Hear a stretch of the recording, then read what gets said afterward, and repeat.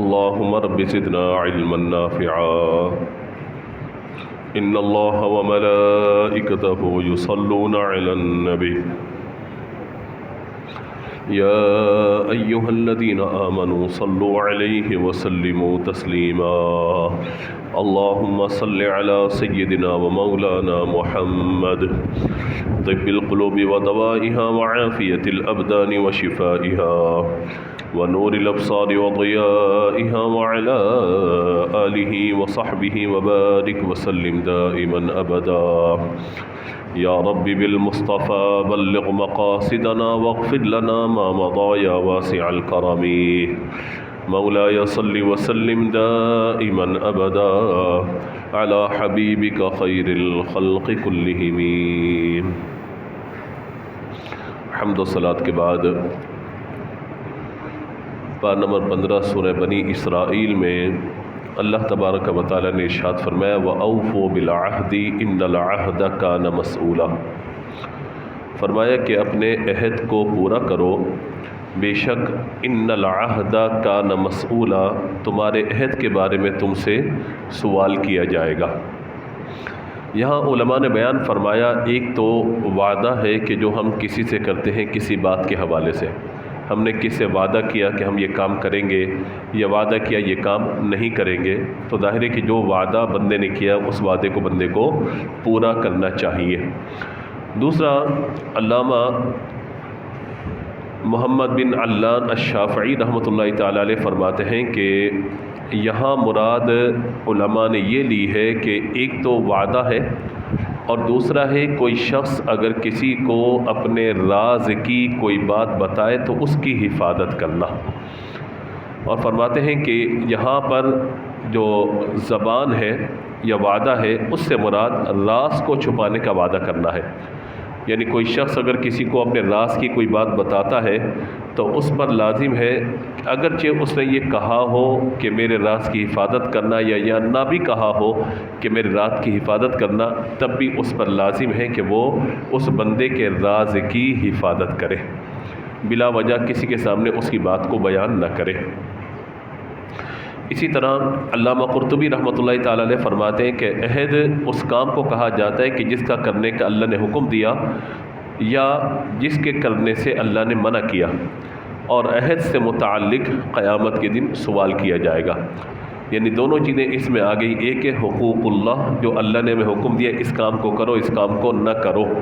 اطاعت اور نافرمانی دونوں چیزیں اس کے اندر آ گئی، اس کام کو کرو تو وہ کرنا، اپنے وعدے کو پورا کرنا ہے، اور اس کام سے بچنا جس سے منع کیا گیا اس کام کو نہ کرنا، یہ بھی اللہ کے وعدے کو پورا کرنا ہے۔ اور اگر کوئی اس کے خلاف کرتا ہے یعنی اللہ نے جس چیز سے منع کیا بندہ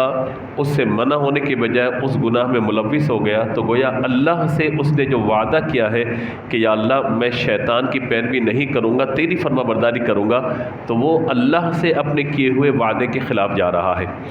اسی طرح لوگوں سے کوئی وعدہ کیا گیا تو لہذا فرمایا گیا کہ اب اگر لوگوں سے جو وعدہ کیا اس کے خلاف وہ کام کر رہا ہے تو اس کے بارے میں بھی اللہ تعالیٰ قیامت کے دن اس سے سوال کرے گا۔ یہاں تک علماء نے فرمایا کہ عہد کو توڑنے والا اور عہد توڑنے والے کو رلانے رسوا کرنے والے کے لیے قیامت کے دن سوال ہوگا کہ تو نے اپنے وعدے کو کیوں توڑا۔ اور یہاں تک بیان فرمایا کہ جس طرح دور جاہلیت میں بچیوں کو زندہ زمین میں دفن کر دیا جاتا تھا، ان بچیوں کے دفن کرنے والوں سے قیامت کے دن سوال ہوگا کہ تم نے انہیں زندہ کیوں دفن کیا تھا، اسی طرح وعدے کے خلاف کرنے والے سے بھی قیامت کے دن سوال ہوگا۔ یعنی کہ دیکھیے کس سختی کے ساتھ اس کو جوڑا گیا، ایک مسلمان جو ہے وہ اپنے قول کا پکا اور اپنے وعدے کا سچا ہوتا ہے۔ اس پر علماء نے بہت ساری مثالیں بیان کی ہیں، اور ریاض الصالحین میں جو روایات موجود ہیں میں ان میں آپ کو ذکر کرتا ہوں۔ ایک راز تو وہ ہے کہ جو لوگوں کے ساتھ ہے، اور سب سے بڑھ کے جو راز ہے وہ میاں بیوی کے درمیان ہوتا ہے۔ آپ سب ذی شعور ہیں، سمجھدار ہیں، میں وضاحت کیے بغیر ایک عبارت پڑھتے ہوئے آپ کے سامنے سے گزروں گا تاکہ بات واضح بھی ہو جائے اور جو مفہوم ہے وہ آپ تک پہنچ بھی سکے۔ حضرت ابو سعید خدری رضی اللہ تعالیٰ عنہ بیان کرتے ہیں کہ نبی مکرم علیہ الصلوۃ والسلام نے فرمایا ان من اشر الناس عند اللہ منزلۃ یوم القیامہ الرجل یفضی الی المرأة وتفضی الیہ ثم ینشر سرها۔ فرمایا کہ اللہ کی بارگاہ میں قیامت کے دن مرتبے کے لحاظ سے اشر الناس سب سے برا ترین شخص وہ ہوگا کہ جو رات اپنی بیوی کے پاس گزارے اور بیوی کے پاس اپنے معاملات کو پورا کرے اور صبح اس راز کی لوگوں کے سامنے تشہیر شروع کر دے۔ آپ سمجھدار ہیں جس بات کی طرف اشارہ ہے، آپ سمجھ رہے ہیں۔ آج ہمارے معاشرے میں یہ بھی بہت زیادہ ہو رہا ہے کہ لوگ شادی کے بعد جو خلوت کے معاملات ہیں، تنہائی کے معاملات ہیں، ان رازوں کی حفاظت کرنے کے بجائے لوگوں تک وہ باتیں پہنچا رہے ہوتے ہیں، لوگوں کو وہ باتیں بتا رہے ہوتے ہیں۔ بعض اوقات دوست جو ہے وہ پوچھ رہے ہوتے ہیں کیسی گزری رات، کیسا گزرا معاملہ، خواتین جو ہے وہ خواتین سے پوچھ رہی ہوتی ہیں کیسا گزرا معاملہ وغیرہ وغیرہ۔ تو فرمایا کہ یہ راز کا انتہائی درجہ ہے جو میاں بیوی کے درمیان ہے، اللہ کی بارگاہ میں قیامت کے دن شدید ترین گناہ گار ہوگا وہ شخص، مخلوق میں بدترین وہ شخص ہے کہ جو اپنی زوجہ کے راز کو یا اپنی بیوی کے راز کو لوگوں کے سامنے ظاہر کرے۔ اگر شوہر ظاہر کر لے تو وہ گناہ گار ہے، بیوی ظاہر کر لیے تو وہ گناہ گار۔ اب آئیے ذرا معاشرے کے المیوں پر ذرا ہم غور کر لیں، پھر آگے ہم چلتے ہیں۔ ہمارے یہاں خدا نخواستہ جب کسی کا آپس میں نباہ نہیں ہو پاتا اور میاں بیوی کے درمیان آپس میں خدا نخواستہ کچھ رنجشیں ہو جاتی ہیں، تلخیاں ہو جاتی ہیں، تو اب یہ کیا ہوتا ہے کہ جو راز کی باتیں میاں بیوی کے درمیان ہوتی ہے نا، خلوت کی باتیں، تنہائی کی باتیں، ایک دوسرے کی وہ چیزیں جن کی حفاظت کرنی چاہیے، وہ باتیں اٹھا کر لوگوں کے سامنے بیان کی جا رہی ہوتی ہیں۔ ایک دوسرے کے راز کو افشاں کیا جا رہا ہوتا ہے، ایک دوسرے کے راز کو افشا یعنی ظاہر کیا جا رہا ہوتا ہے۔ اور بعض اوقات تو ہمارے یہاں جو نظام عدل کہیے یا ہمارے یہاں کا جو اس وقت کورٹ کا جو نظام ہے وہ یہ کہ کوئی خاتون اگر خلا لینا چاہتی ہے تو ظاہر ایسا تھوڑی ہوگا کہ اس نے کورٹ کے اندر اپنی جو ہے وہ اپیل دائر کی اور اس کو کہہ دیا کہ ٹھیک ہے بھائی آپ کو شوہر سے خلا دے دی گئی۔ اول تو عدالتی خلا شرعاً نافذ ہی نہیں ہوتی کیونکہ خلا شرعی طور پہ وہ ہے ہی نہیں۔ خلا تو وہ ہے کہ عورت کے مطالبے پہ شوہر طلاق دے تو وہ خلا ہوتی ہے، جو مال کے بدلے عورت اپنے آپ کو آزاد کراتی ہے۔ تو عدالت میں اچھا خلا دے گا تو شوہر ہی دے گا، والذی بیدی عقدۃ النکاح، قرآن پاک میں بیان فرمایا گیا کہ نکاح کی گرہ کھولنا یہ مرد کے ہاتھ میں ہے۔ اب عدالت میں جو جج بیٹھا ہوا ہے یا جو خاتون جج وہاں پہ تشریف فرمائے، ان کو حق تھوڑی ہے کہ وہ سائن کر دیں اور کہیں بھائی آپ کو خلا دے دی گئی، تو نہ وہ شوہر ہے اس کا اور نہ ہی مطلب وہ اس کی بیوی ہے، تو خلا کیسے نافذ ہو جائے گی؟ تو ہمارے یہاں عدالتی خلا عام حالات میں اس کا نفاذ نہیں ہوتا۔ کچھ صورتیں ایسی ہیں کہ جن میں نفاذ کی علماء پھر فتویٰ دیتے ہیں کہ اب نفاذ اس کا ہو جائے گا۔ عام طور پر جو عدالتی خلا ہو رہی ہے نا، یہ عدالتی خلا نافذ نہیں ہوتی۔ یہ تنسیخ نکاح ہو سکتا ہے لیکن وہ بھی تنسیخ نکاح کی شرائط پائی جائے تب وہ صورت پائی جاتی ہے۔ اب جس بات کی طرف آپ کو لے کر آنا ہے وہ یہ ہے کہ ہمارے یہاں چونکہ ایک ایپلیکیشن ڈالی، وکیل کہتے ہیں آپ اس میں لکھیں مجھے شوہر خرچہ نہیں دیتا،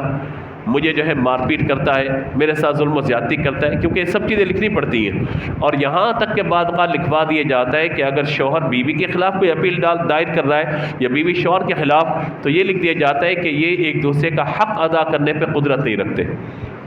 تو اب اس طرح کی باتیں لکھنا کہ جو راز کی باتیں ہیں ان کو علی الاعلان ظاہر کر دینا،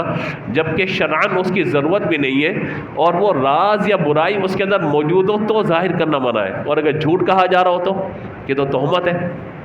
یہ تو بہتان تراشی جو اس سے ہی بڑا گناہ ہے۔ تو یہاں دیکھیے کہ ہمارے معاشرے کے اندر یہ سب چیزیں اس وقت اتنی گندگی اور غلاظت کے ساتھ آ چکی ہیں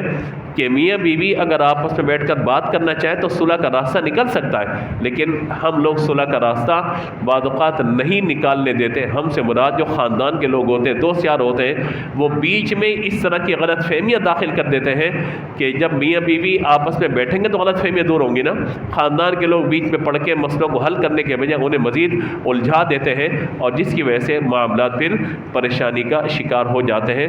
اور اس کے بعد جب خلا ہو جاتی ہے یا شوہر طلاق دے دیتا ہے بعد میں لوگ پریشان ہو رہے ہوتے ہیں۔ ابھی کل ہی مجھے رات میں ایک فون آیا کہ میں اپنی بہن سے آپ کی بات کروانا چاہتا ہوں، طلاق کا مسئلہ پوچھ رہے ہیں۔ نہیں، پہلے انہوں نے کہا کہ طلاق کا مسئلہ بتایا، میں نے کہا مسئلہ کس کا ہے؟ تو کہا کہ ہماری بہن کا معاملہ ہے۔ تو میں نے کہا کیا بات ہے، کیا بات کہی گئی؟ تو اس نے اپنے الفاظ میں بات بتائی۔ میں نے کہا کہ اگر بہن موجود ہے میری ان سے بات کرائیں تاکہ حلال و حرام کا معاملہ ہے اصل بیان میں لے لوں جو مجھ تک پہنچے۔ تو خاتون نے بتایا کہ میں تو نہیں چاہتی تھی خلا لینا، لیکن مجھے گھر والوں نے مجبور کیا اور اب شوہر نے پیپر پہ سائن کر کے بھیج دیے، تو میں تو نہیں چاہتی تھی، نہ میرا شوہر چاہتا تھا، ان لوگوں نے زبردستی خلا کروا دی ہماری۔ تو میں نے کہا کہ جب پیپر یہاں سے بھیجے کہ آپ کی رضامندی تھی، کہا نہیں وہ گھر والوں نے مجھے کہا تھا تو میں نے بھیج دیے۔ اب آپ دیکھ رہے ہیں بات کو گھمانا، پھر رونا دھونا شروع کہ آپ کوئی حل نکالیں وغیرہ وغیرہ۔ ہم نے کہا ٹھیک ہے، پیپر جو آئے ہیں وہ ہمارے پاس لے کر آ جائیں، تو انشاءاللہ جو پیپر پہ لکھا ہوا ہے اس کو دیکھ کر مسئلہ بتا سکتے ہیں، صرف فون پر ہاں یا نہ کی صورت ہم نہیں بتا سکتے۔ تو اب حالات یہ ہے کہ بعض اوقات لڑکی بھی آ کے اڑ جاتی ہے، جو میرے اماں ابا کا ہے، جو میرے بہن بھائی کا ہے، جو میری بھابھی کا ہے، جو میری خالہ پھپھیاں کا ہے۔ اب جب طلاق ہو جاتی ہے سب نکل گئے اپنے اپنے گھروں پر،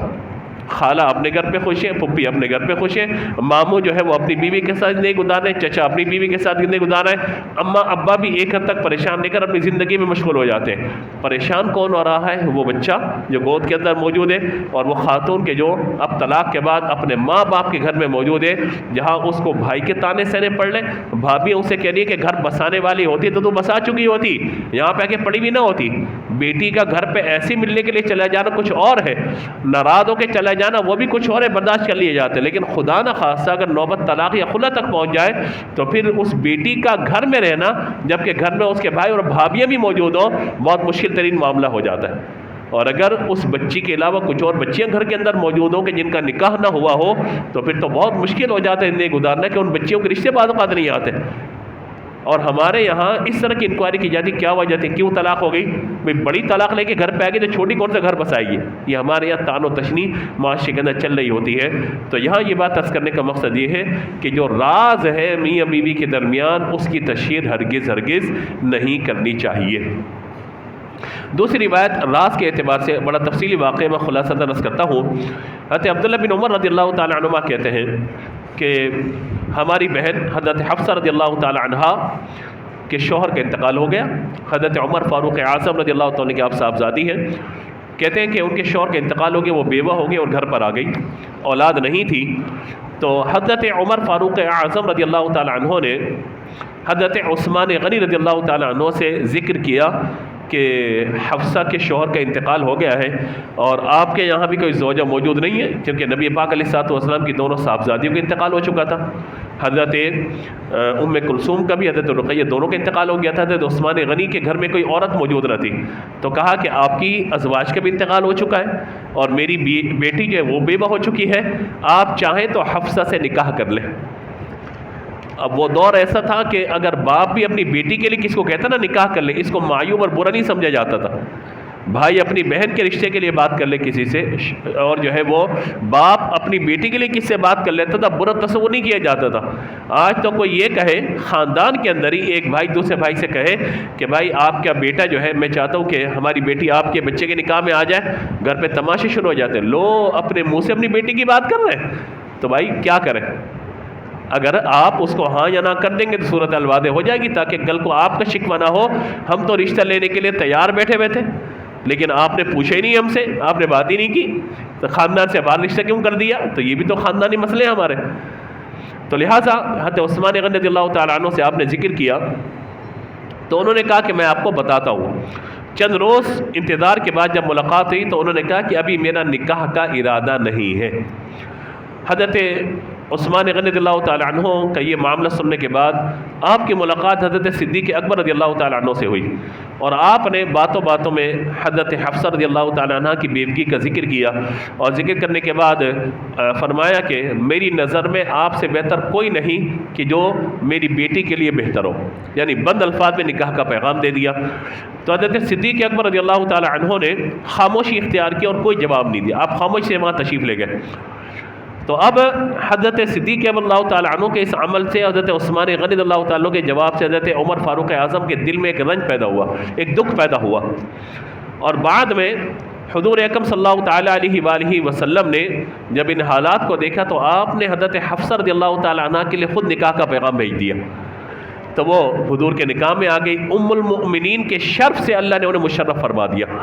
تو یقینی سی بات ہے حضرت عثمان غنی حضرت صدیق اکبر سے بہتر شخص کے نکاح میں آپ آ گئی، اور وہاں کسی ایک کے نکاح میں آتی تو کسی ایک کی ماں بنتی، 2 بچوں کی والدہ بنتی، یہاں اللہ تعالیٰ نے آپ کو تمام ایمان والوں کی ماں بننے کا شرف عطا فرما دیا. تو یہ سعادت اللہ نے آپ کو عطا فرمائی. تو جب نکاح ہو گیا نبی پاک علیہ الصلوۃ والسلام سے، تو حضرت صدیق اکبر رضی اللہ تعالیٰ عنہ کی حضرت عمر سے جب ملاقات ہوئی تو حضرت عمر کے چہرے پہ تھوڑا سا رنج ہے، شکوے والا چہرہ ہے آپ کا. تو حضرت صدیق اکبر رضی اللہ تعالیٰ عنہ نے ہاتھ پکڑا اور آپ کو مبارکباد دی کہ اللہ تعالیٰ نے آپ کی بیٹی کا نکاح حضور سے جو ہے وہ نکاح کے لیے حضور کا انتخاب فرمایا آپ کی بیٹی کے لیے، لہٰذا مبارکباد دی. انہوں نے شکوہ کیا کہ تم نے کیوں نکاح نہیں کیا تھا. یہ الگ بات ہے، سعادت کی بات ہے، لیکن آپ نے جواب نہیں دیا نا. میرے دل پہ بڑا رنج ہوا اس بات کا. آپ میرے دوست ہیں، میرے ساتھ ہوتے ہیں، آپ نے جواب نہیں دیا. تو انہوں نے فرمایا کہ ایک مرتبہ میں حضور کی بارگاہ میں حاضر تھا تو آپ کی صاحبزادی کا تذکرہ ہوا کہ وہ بیوہ ہو گئی وغیرہ وغیرہ ساری چیزیں. تو رحمت عالم صلی اللہ تعالیٰ علیہ وآلہ وسلم نے فرمایا عن قریب میں حفصہ سے نکاح کروں گا، ان قریب میں حفصہ سے نکاح کر لوں گا. تو لہٰذا حضور اس نکاح کا ارادہ فرما چکے تھے، اور جب آپ نے ذکر کیا تو میرے علم میں یہ بات تھی کہ حضور نکاح کا ارادہ کر چکے، لیکن چونکہ حضور نے نکاح کا پیغام ابھی نہیں دیا تھا، لہذا میرے پاس یہ راز تھا، میری ذمہ داری تھی میں اس راز کی حفاظت کرتا. اور اب یہ معاملہ ہو چکا ہے تو لہذا اب میں آپ کے سامنے ذکر کر رہا ہوں کہ حضور نے اس نکاح کا ارادہ ظاہر فرمایا تھا. تو امام شرف الدین نووی رحمۃ اللہ تعالی علیہ نے اس حدیث مبارکہ کے بعد نقل فرمایا ہے کہ اگر کوئی شخص کسی کے راز کو اپنے دل میں محفوظ رکھتا ہے اور وہ معاملہ اب ہو چکا ہو تو لہذا اب اس راز کو ظاہر کرنے میں شرعاً کوئی ممانعت نہیں ہے. چونکہ حضور نکاح کا ارادہ رکھتے تھے تو لہذا اب نبی مکرم صلی اللہ تعالیٰ علیہ وآلہ وسلم نکاح فرما لیا تو اب اس راز کو ظاہر کرنے میں کوئی حرج نہیں ہے. تو یہ وہ بات ہے کہ جو آج ہمیں سمجھنی ہے کہ اگر کوئی شخص ہمیں کوئی بات بتاتا ہے، کسی کی بات ہمارے پاس راز ہوتی ہے، امانت ہوتی ہے، اور ہمارے یہاں آج کل پیٹ میں فوراً درد شروع ہو جاتا ہے، breaking news breaking news breaking news, میرے پیٹ میں درد ہو رہا ہے، میں کس کو بتاؤں، مجھے کوئی بات بند نہ ملے، اسے کانے بتاتے ہیں. بھائی سمجھ لو وہ معاملہ وہ واقعہ ہے، یہ کرنے کے بعد سارا پیٹ کا درد بھی ختم، پیٹ کا گیس بھی ختم. اب جس کو پتا ہے اس کے پیٹ میں درد ہے، میں کس کو بتاؤں تاکہ میرے پیٹ کا درد صحیح ہو. تو ہمارے یہاں راز بولیے نہیں رہتا. لہٰذا وہ جو عربی کا ایک قول ذکر کیا جاتا ہے کہ من کتم سرہ، جس نے اپنے راز کو چھپایا وہ اپنی مراد کو پہنچا. بشر راز دلی کہہ کر ذلیل و خوار ہوتا ہے، نکل جاتی ہے جب بو تو گل بیکار ہوتا ہے. جو بات 2 ہونٹوں میں آپ محفوظ نہ رکھ سکے نا، یہ گمان مت کیجئے کہ 4 ہونٹوں کے اندر جا کے بات محفوظ رہے گی. اور اسی لیے کہا گیا کہ اپنے دوست کو بھی اپنا رازدار مت بناؤ. دوست بنانا الگ ہے، رازدار بنانا الگ ہے. اور جب کسی کو آپ رازدار بنا دیتے ہیں، اب اس کے سامنے آپ گویا کہ وہ ہیں کہ اس کی مخالفت کر ہی نہیں سکتے. آپ نے کئی مخالفت کی، اس کے خلاف کوئی بات کی یا اس سے تھوڑی سی آپ نے اپنی بات بگاڑی، ٹھیک ہے بچہ اب دیکھ میں تیرے ساتھ کیا کرتا ہوں، کیونکہ راز کی ساری باتیں جو ہے بتائی جا رہی ہوتی ہیں. تو یہ ایک مومن کا شیوا نہیں ہے. مومن تو وہ ہے، ان کی مثال یہ دی گئی کہ مومن کے جو سینے ہیں وہ رازوں کے دفینے ہوتے ہیں. دفینہ یعنی خزانے، قبرستان بنا لو اپنے سینے کو کہ اگر کسی کی بات دل کے اندر تمہارے آ گئی ہے تو جان نکل جائے مگر وہ بات تمہارے دل سے باہر نہیں نکلنی چاہیے. اول تو لوگ کہتے ہیں یہ بات آپ کو بتا رہا ہوں، کس کو بتائیے گا نہیں. میں کہتا ہوں بھائی مجھے نہ بتاؤ. پھر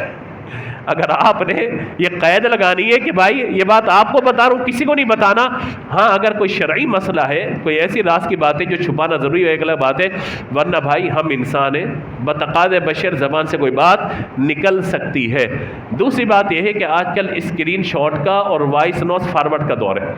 آپ نے کسی کو اعتماد کر کے کوئی وائس نوٹ بھیج دیا، آپ نے آڈیو کلپ کسی کو شیئر کر دیا اپنی آواز کے اندر. اب اگر وہ ایسی راز کی بات ہے تو آپ جس کو بھیج رہے ہیں نا، اب آپ گمان کر لیجئے کہ یہ بات اس تک محفوظ نہیں رہے گی. اس نے لازمی کہیں نہ کسی نے کسی کو بتانی ہے. اسکرین شاٹ کا دور ہے، آپ جواب دے رہے ہیں، کوئی ایسی راز کی بات ہے جو آپ نے اس کو میسیج پر بتا دی ہے، ٹیکسٹ میسیج پر، وہ اسکرین شاٹ لے گا آپ کا اور اٹھا کے آگے فارورڈ کرنا شروع کر دے گا. تو یہ دور فتنوں کا دور ہے، بہت احتیاط کی ضرورت ہے اس سارے معاملے کے اندر. ہم یہ دیکھتے ہیں کہ نبی پاک علیہ الصلوۃ والسلام اور حضور کے صحابہ کا یہ طرز عمل ہمارے سامنے ہے. اگر انہیں کوئی بات بتائی جاتی تو وہ سینے کے اندر اس کو دفن کر لیا کیا کرتے تھے۔ آج کا دور وہ نہیں ہے کہ ان رازوں کی حفاظت کی جائے یا راز کو سینے کے اندر دفن کیا جائے۔ اب ایک بڑی مشہور حدیث مبارکہ میں آپ کی خدمت میں پیش کرتا ہوں، جس سے حضرت سیدتنا فاطمہ الزہرا رضی اللہ تعالی عنہ کی فضیلت بھی ظاہر ہے، حضرت عائشہ صدیقہ رضی اللہ تعالی عنہ حضرت فاطمہ کا پیار بھی ظاہر ہے، اور حضور کے راز کی حفاظت کا معاملہ بھی آپ کو انشاءاللہ ظاہر ہو جائے گا۔ ام المومنین حضرت سیدنا عائشہ صدیقہ رضی اللہ تعالیٰ کہتی ہیں کہ ازواج مطہرات حضور کی بارگاہ میں حاضر تھیں، اور یہ وہ وقت تھا کہ جب نبی مکرم علیہ الصلوۃ والسلام کا دنیا سے رخصت ہونے کا وقت تھا، آپ دنیا سے پردہ فرما رہے تھے۔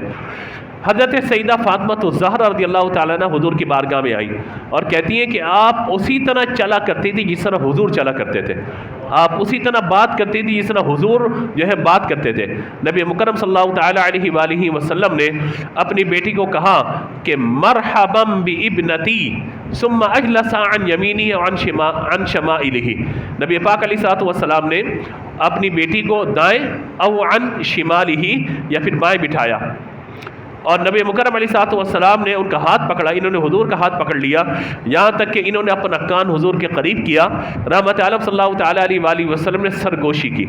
آہستہ آواز میں کوئی بات ان کے کان میں بتائی، سیدہ کائنات رضی اللہ تعالیٰ عنہ رونے لگی، اور جب بہت زیادہ گریہ و زاری کیا تو حضور صلی اللہ تعالیٰ علیہ وآلہ وسلم نے اشارہ کیا، انہوں نے اپنا سر پھر حضور کے قریب کیا، تو نبی مکرم علیہ الصلوۃ والسلام نے پھر ان کے کان میں کوئی بات کہی تو آپ مسکرانے لگی، جو رونا تھا وہ ختم ہو گیا اور آپ مسکرانے لگی۔ تو اس کی کچھ دیر کے بعد نبی مکرم علیہ الصلوۃ والسلام کا وصال ہوا، تو حضرت عائشہ رضی اللہ تعالیٰ کہتی ہے کہ جب نبی مکرم علیہ الصلوۃ والسلام نے ان سے سرگوشی کی نا اور یہ حضور کے پاس سے اٹھ کر آئیں، تو میں نے کہا کہ حضور نے ایسا کیا تمہیں کہا کہ پہلے آپ رو دی اور اس کے بعد مسکرا دی، آخر کیا معاملہ تھا؟ تو کہنے لگی کہ حضور کی اور میرے راز کی بات ہے، میں کسی کو نہیں بتاؤں گی، رازداری کی بات، کہا حضور کی اور میرے رازداری کی بات ہے، میں کسی کو نہیں بتاؤں گی۔ تو کہتی ہے کہ جب نبی مکرم علیہ الصلوۃ والسلام دنیا سے تشریف لے گئے تو میں نے حضرت فاطمہ رضی اللہ تعالی عنہ کو کہا کہ میں تمہیں وہ قسم دیتی ہوں جو میرا تم پر حق ہے، یعنی ایک ماں کی حیثیت سے اپنی بیٹی سے میں مخاطب ہوں کہ جو میرا حق تم پر ہے کہ میں تمہاری ماں اور تم میری بیٹی، یہ حق جو تم پر ہے اس کی قسم دے کر پوچھتی ہوں کہ حضور نے تم سے کیا کہا تھا، آخر وہ کیا بات ہے جو پہلی بات سن کر آپ رو دیں پھر مسکرا دیں؟ تو انہوں نے کہا ہاں اب میرے آقا صلی اللہ تعالیٰ علیہ وآلہ وسلم دنیا سے تشریف لے گئے ہیں تو میں آپ کے سامنے اس بات کو ظاہر کرتی ہوں۔ پہلی مرتبہ نبی مکرم علیہ الصلوۃ والسلام نے مجھ سے کہا کہ جبریل امین ہر سال ایک مرتبہ میرے ساتھ قرآن پاک کا دور کیا کرتے تھے۔ قرآن پاک کا دور کا مطلب یہ جیسے آپ دیکھتے ہیں رمضان سے قبل یا رمضان میں حفاظ اکرام ایک دوسرے کو قرآن سنا رہے ہوتے ہیں، منزل یاد کرنا، یعنی انہوں نے ایک پارہ سنایا، سامنے سے حافظ صاحب نے ایک پارہ سنایا، تو یوں دور چل رہا ہوتا ہے۔ قرآن پاک سننا اور سنانے اس کو دور کرنا کہا جاتا ہے۔ تو نبی مکرم علیہ الصلوۃ والسلام نے فرمایا کہ ہر سال جبریل امین ایک مرتبہ میرے ساتھ دور فرماتے تھے، اور اس سال انہوں نے مجھ سے 2 مرتبہ دور فرمایا، اور مجھے محسوس ہوتا ہے کہ اب میرے دنیا سے جانے کا وقت قریب ہے۔ تو کہتے ہیں یہ بات سن کر میری آنکھوں میں آنسو آ گئے اور میں رونے لگی۔ نبی مکرم علیہ الصلوۃ والسلام نے فرمایا اے فاطمہ تم اللہ سے ڈرتی رہنا اور صبر رکھنا، میں تمہارا بہترین پیش رو ہوں، یعنی آگے میں جا رہا ہوں اور اس کے بعد تم سب نے بھی دنیا سے رخصت ہو کر اللہ کے حضور حاضر ہونا ہے۔ تو کہتے ہیں میں رونے لگی جب حضور نے میری بے قراری دیکھی تو رحمت عالم صلی اللہ تعالیٰ علیہ وآلہ وسلم نے ارشاد فرمایا کہ یا فاطمہ اما ترضین ان تکونی سیدۃ نساء العالمین او سیدۃ نساء هذه الامہ، کیا اے فاطمہ تم اس بات پر راضی نہیں ہو کہ تم مومنوں کی عورتوں کی سردار یا اس امت کی عورتوں کی سردار بنا دی جاؤ گی؟ یعنی اللہ نے آپ کو یہ سعادت بخشی ہے فاطمہ کہ آپ تمام عورتوں کی سردار ہوں گی، سیدۃ نساء العالمین، تمام عورتوں کی سردار۔ تو کہتی ہے کہ میں مسکرائی جیسا کہ آپ نے مجھے مسکراتے ہوئے دیکھا۔ تو یہ حدیث مبارکہ جہاں سیدہ فاطمہ رضی اللہ تعالیٰ کی فضیلت پہ دلالت کرتی ہے، وہاں یہ بات بھی ہمیں بتاتی ہے کہ حضرت سیدہ فاطمہ اور سیدتنا عائشہ رضی اللہ تعالیٰ کا آپس میں پیار کتنا زیادہ تھا۔ اور تیسری بات جو اہم ترین ہے وہ یہ ہے کہ رازداری کی بات، نبی مکرم صلی اللہ تعالی علیہ وآلہ وسلم نے جو راز کی بات بتائی، جب تک حضور اس کائنات پہ تشریف فرما رہے سیدہ فاطمہ نے اپنی زبان سے اس راز کو ظاہر نہیں فرمایا۔ جب حضور دنیا سے تشریف لے گئے پھر راز کی بات کو ظاہر کیا۔ ہاں اگر کوئی اچھی بات ہے کسی کے متعلق تو پھر اس راز کو ظاہر کیا جانا یہ ایک الگ بات ہے، لیکن اگر آپ کو لگتا ہے کہ کسی کا راز ظاہر کرنے میں اس کی عزت خراب ہونے کا اندیشہ ہے، یا خدا نخواستہ اس نے آپ پر انتہائی اعتماد کر کے آپ کو کوئی بات بتائی ہے، تو پھر مجھے اور آپ کو کوئی حق نہیں کہ ہم کسی کے راز کو ظاہر کریں۔ اور اول کوشش یہی ہونی چاہیے کہ بندے کا اپنا سینہ نہ خود قبرستان بن جائے، جو اپنی بات ہے نا بندہ اپنے پاس ہی رکھے۔ آج ہمارے یہاں دوست یار محبت میں کہتے ہیں مجھے بتا دو یہ بات، مجھے بتا، اپنے بھائی کو نہیں بتا رہا، یار مجھے دوست ہی سمجھتا، آخر ٹینشن کیا ہے، پریشانی کیا ہے؟ آپ اسے پریشانی بتا دیں گے تو آپ ذہنی طور پہ تیار ہو جائیں ایک اور پریشانی کے لیے۔ پہلے پریشانی یہ تھی کہ جو آپ کے دل میں موجود تھی، اب پریشانی یہ جس کو میں نے بتا دی وہ کسی کو نہ بتا دے، تو ٹینشن کم نہیں ہوگی بلکہ ٹینشن بولیے بڑھ جائے گی۔ تو لہٰذا یہ دور وہ ہے کہ جس میں اپنے راز کو محفوظ رکھنا بہت ضروری ہے۔ آج کل ہمارے یہاں لوگ ہر بات پہ اسٹیٹس لگا رہے ہوتے ہیں، ہر بات پر جو ہے وہ شیئر کر رہے ہوتے چیزیں، تو بھائی یہ دور وہ ہے کہ جو آپ اسٹیٹس لگا رہے ہیں کسی کو دکھانے کے لیے، اور جو دوسرے دیکھ رہے ہیں ان کا معاملہ بھی پھر آپ پیش نظر رکھیے۔ ایک ہے عام اسٹیٹس لگانا کوئی سارا معاملہ، پھر تیسری بات اور اہم ترین بات یہ ہے آج ہمارے یہاں ہر بندہ تجزیہ کار بن گیا۔ سیاست میں کیا ہو رہا ہے اس کو لازمی بات کرنی ہے، اس لیڈر کے خلاف، اس لیڈر کے خلاف۔ کل میں نے ایک جگہ ایک بات پڑھی، بڑی اچھی بات تھی، اور اس کی نسبت واصف علی واصف صاحب کی طرف ہے، اور یہ بات میرے خیال میں آج کا پیغام ہوگا۔ ایک شخص آپ کے پاس ہے بڑا پریشان، آپ نے فرمایا چائے رکھی، اس کے سامنے چائے پی، انہوں نے کہا جی ملک دے حالات بڑے خراب ہو گئے نہیں جی، پنجابی میں بڑے خراب ہو گئے ملک کے حالات، اور بڑی ٹینشن ہے، بڑی پریشانی ہے۔ آپ نے فرمایا کیا تو نے ملک کے حالات خراب کیے؟ انہوں نے کہا نہیں جی میں تو شریف آدمی ہوں، میں نے کیا خراب کیے؟ اچھا کہا تو حالات ٹھیک کر سکتا ہے؟ انہوں نے کہا نہیں میں کہاں ٹھیک کر سکتا ہوں۔ کہا پھر تو ایک چائے پی لے۔ بات سمجھ میں آ رہی ہے؟ بھائی تم چائے پیو، جاؤ ٹینشن فری ہو جاؤ، چھوڑو ان سب چیزوں کو۔ نہ ملک کے حالات آپ صحیح کر سکتے، نہ ملک کے حالات آپ خراب کر سکتے، اپنی ذات میں آپ بالکل درست رہیے، باقی چائے پیے، کھانا کھائے، ٹینشن فری ہو کے سو جائے۔ کیونکہ جو حالات ہیں اس وقت، انسان جتنا لوگوں سے کم ملے گا اتنی عافیت میں رہے گا۔ آپ جہاں بیٹھیں، مسجد میں 4 افراد نماز کے بعد بیٹھ جائیں، ان کا موضوع سیاست ہوگا۔ آپ باہر نکلے سیاست، ادھر سیاست، ادھر سیاست، فون پہ سیاست، واٹس ایپ پہ سیاست، سوشل میڈیا پہ سیاست۔ تو بہتر یہ کہ بھیا جتنی دیر ان سب چیزوں میں گزار رہے، بہتر یہ کہ اپنے آپ کو تنہائی کے شکار بنائے، اور سب سے بہترین دوست میرے لیے اور آپ کے لیے کتاب ہے، یہ اللہ کی کتاب قرآن پاک، نبی پاک علیہ الصلوۃ والسلام کی کتاب جو احادیث مصطفیٰ ہے۔ اچھی کتاب سے بہتر کوئی دوست نہیں ہے۔ اور اگر آپ یہ سمجھتے ہیں کہ آپ کی علمی ترقی ہو، عملی طور پر مضبوط ہو، ٹینشن فری ہو جائیں، اچھی کتابوں کا مطالعہ کرنا شروع کریں، انشاءاللہ ذہن سے ٹینشنیں پریشانیں دور ہوتے چلے جائیں گی۔ اللہ تبارک و تعالی مجھے اور آپ کو عمل کرنے کی توفیق عطا فرمائے۔ گفتگو میں کوئی غلطی ہوئی ہو اللہ کی بارگاہ میں معافی کا طلبگار ہوں۔ آذان ہوگی اس کے بعد سنت